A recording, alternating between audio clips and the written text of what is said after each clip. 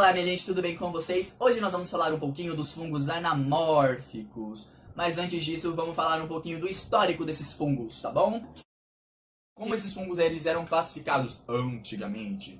Eles eram chamados de Deuteromycota, ou seja, eles estavam dentro de um filo específico, onde classificavam somente eles como Deuteromycotas. Porém, teve muitas discussões durante a história, os pesquisadores foram lá falar, não, mas ele tem muitas características de outros filos, como que vocês vão classificá-los somente em um filo, sendo que ele tem muitas características de outros? Então isso não pode. E aí eles criaram um termo artificial agrupando essas características desses fungos, ou chamando agora de fungos anamórficos, ou seja, que não tem a fase sexuada. Eles são desprovidos da fase sexuada. Por quê? Porque durante a evolução eles possam ter perdido essa fase sexuada e aí fez com que eles somente se reproduzissem por essa fase. E isso garantiu também, tem no ciclo deles, uma coisa que faz com que eles também tenham uma variabilidade genética, que eu vou falar para vocês daqui a pouco.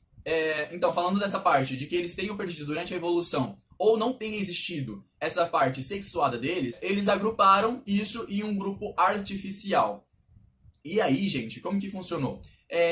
Deste grupo artificial, foi passando o tempo, houve várias discussões, e aí agruparam as leveduras, que também é um fungo dentro desses fungos anamórficos, devido a elas também terem muitas características semelhantes com esse grupo artificial dos anamórficos. Mesmo ela tendo a fase sexuada conhecida, gente, ela foi agrupada devido a essas características. Então, como vocês podem perceber, isso está em discussões ainda. Então, por isso que nós chamamos eles de grupos artificiais, os fungos anamórficos. E aí, gente, nós falamos um pouquinho do histórico, né? Vamos falar o porquê dessa classificação deles também. Lembra que eu falei pra vocês sobre quando eles foram classificados dentro de um único filo, como Deuteromycota? E aí houve várias pesquisas e falaram que não, eles não eram um único filo, não eram um grupo monofilético, que eles detinham também características de outros filos. Então, gente, e aí foi criado esse grupo artificial, onde neste grupo artificial eu contenho os filos Basidiomycota, Ascomycota e Zygomycota. Por quê? Dentro do ciclo desses outros filos, eu contenho características que são dos fungos anamórficos. Ou seja, no ciclo reprodutivo deles, eu tenho uma fase assexuada, onde nessa fase assexuada eu tenho a produção de conídeos, onde esses conídeos, eles são a característica do fungo ser anamórfico, porque é diferente dos outros esporos. Entende isso? Que vocês já devem saber por conta das características comuns dos Basidiomycotas, dos Ascomycotas, onde os esporos dos Basidiomycotas é o basídio e onde os esporos dos Ascomycotas são os ascos e onde os esporos dos fungos anamórficos é os conídeos. Então tem essa diferença, onde nos Basidiomycotas eu tenho os esporos de basídios, onde nos Ascomycotas eu tenho os esporos de ascos e onde nos fungos anamórficos eu tenho os esporos que são os conídeos. Então e aí percebeu-se que nestes outros filos eu tinha produção também de conídeos, que na fase sexuada de um grupo destes filos, por exemplo, na fase sexuadas dos Basidiomycotas, eu tinha a produção de basídios e na fase assexuada a produção de conídeos. E aí os pesquisadores falam, nossa, mas como assim? Como que em um grupo eu posso ter tanta produção de basídio e também como a produção de conídeos? Então, esses fungos não é uma característica única e comum, onde eu possa classificá-los e colocá-los em um único grupo. Porque eu tenho a produção desses esporos, que são os esporos assexuados deste grupo, em outros filos também. E aí por isso que eles estão tanto dentro do grupo dos Ascomycotas, dos Basidiomycotas e um pouquinho dentro dos Zygomycotas. E aí, gente, pelas pesquisas e tal, eles têm a maior parte desses fungos anamórficos estão dentro dos filos dos Ascomycotas, onde eles têm a maior predominância no filo dos Ascomycotas. Pouca predominância dos Basidiomycotas e muito pouca predominância nos Zygomycotas. Então, gente, os fungos em geral, ele tem fases, e essas fases é que vai classificá-los também. Como o que eu quero dizer com isso? É que eu tenho fases que nós chamamos de holomorfa. O que é holomorfa? Holomorfa, eu vou ter naquele micélio tanto a fase sexuada quanto a fase assexuada daquele fungo. Anamorfa, eu vou ter somente naquele micélio a fase assexuada. Anamorfa, assexuada, sem a fase sexuada. Então só tem a fase assexuada daquele fungo. Já na telomorfa, eu só tenho naquele micélio a fase sexuada. E no pleomorfismo, eu tenho ora fase sexuada e ora fase assexuada naquele micélio. E juntando isso e falando, na verdade, diferenciando os fungos anamórficos, ou esses fungos que nós estamos falando, que é a presença dos conídeos, nós classificamos eles como fungos anamórficos. Porque quando eu falo que eu tenho a presença do conídeo, eu estou falando de uma fase assexuada. E desta fase assexuada, nós temos esses conídeos presentes, que é um esporo dos fungos anamórficos. E aí, gente, como que você faz para classificar esses fungos anamórficos? É devido à reprodução deles, o tipo de célula conidiogênica e a formação, se ele tem a formação de conídeos, conidióforos e conidioma. Se ele tem aquele conidioma onde contém as hifas, o conidióforo, onde eu tenho os conídeos e também as células conidiogênicas. Então, isso, se você vê na estrutura assexuada de algum fungo, você vai identificar que eles são fungos anamórficos, porque eles vão ter essas características. Ok, Lucas, mas como que é a morfologia desse grupo? Então, gente, a morfologia deles é o seguinte. Eu vou ter o conidióforo, que vai ser aquela estrutura que vai dar apoio para as células conidiogênicas e para o conídeo. Então, ela vai estar dando esse suporte para eles. Neste suporte, eu tenho essas células conidiogênicas, onde ela vai poder dar origem aos conídeos e também às hifas.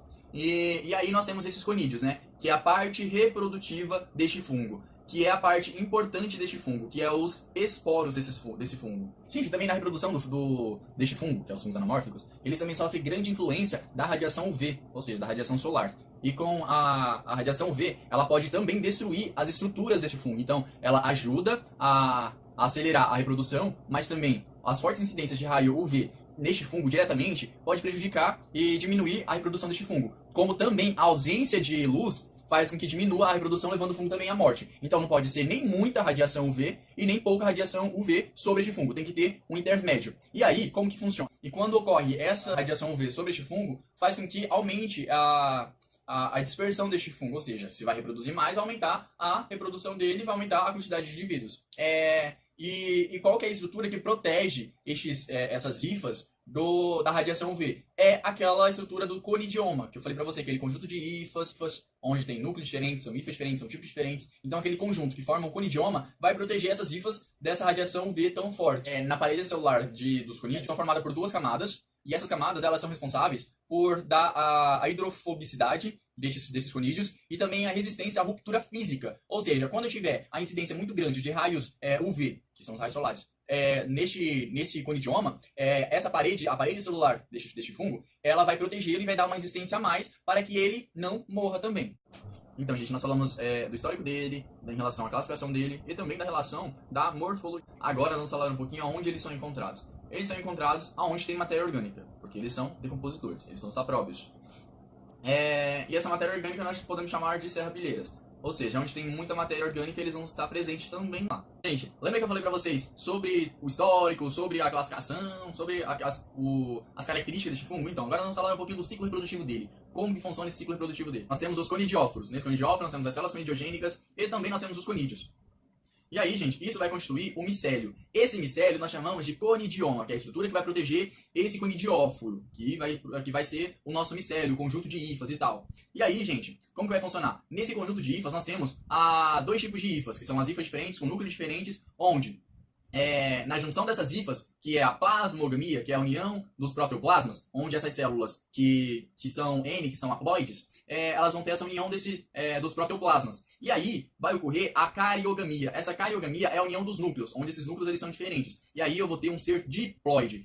É semelhante ao da meiose, mas não é uma meiose. E aí nessa cariogamia, que é a união dos núcleos diferentes, nós vamos ter o processo da haploidização, que vai ser que aquela união das hifas e a união dos núcleos, elas vão ter que voltar a ser haploides, indivíduos haploides. Hifas, elas são haploides. E aí, esse processo onde tem a plasmogamia e a cariogamia, nós chamamos de processo de parassexualidade, onde eu tenho essa recombinação, mas sem que sofra meiose. Porque nós vamos ter, ao término desse processo, indivíduos haploides. Só que sem que ocorra aquela meiose, todo aquele processo. E aí, gente, ele vai tornar a formar o conidioma, que são as estruturas das hifas que contêm os conidióforos, que são células também haploides. E é neste ciclo que vocês vão ver essa reprodução dos fungos anamórficos. Agora vamos falar um pouquinho da questão do que diferencia esses fungos anamórficos dos outros fungos. É o seguinte, no zigomicota, no ascomicota e no basidiomicota, as estruturas reprodutivas na fase sexuada deles é o zigósporo, ascósporos e basidiósporos, que vai estar aqui para vocês, com seus respectivos filos. E aí, gente, O que eu vou ter na reprodução dos fungos anamórficos? Eu vou ter os conidiófilos, que vai produzir os conídeos. Então, cada um destes tem uma característica comum na sua reprodução, que são a produção dos seus esporos. Cada grupo tem essa característica dessa produção desses esporos sendo diferente um dos outros. Agora vamos falar um pouquinho da importância desses fungos na economia, na medicina, na biotecnologia. Então bora lá. Primeiro, esses fungos têm uma grande importância na economia porque eles podem impactar na área de produção. Um exemplo são estes aqui. Eles também podem ser usados na culinária, para dar sabor, para dar aparência, para fermentar. Um exemplo são estes aqui também. Mas também eles podem ser utilizados na área da medicina, como uma penicilina, que é uma levedura, que também é um fungo, que tem uma fase, colocamos ele também como umas características dos anamórficos. Eu já falei anteriormente lá no início para você. Então ele também pode ser utilizado na medicina, como produção de antibióticos. Já na biotecnologia, a aplicação dele seria como, por exemplo, as leveduras, como ela tem o ciclo de reprodução muito rápido, elas são utilizadas para a produção de alimentos, como a fermentação, cervejas, essas coisas. Para também um controle biológico, para utilização também para eliminação de resíduos, gente, também. Como elas são decompositoras, os fungos são decompositores, eles também podem ser utilizados na biotecnologia para poder reduzir os resíduos que estão no meio ambiente. Então, é utilizado como forma de tratamento e redução desses resíduos no ambiente.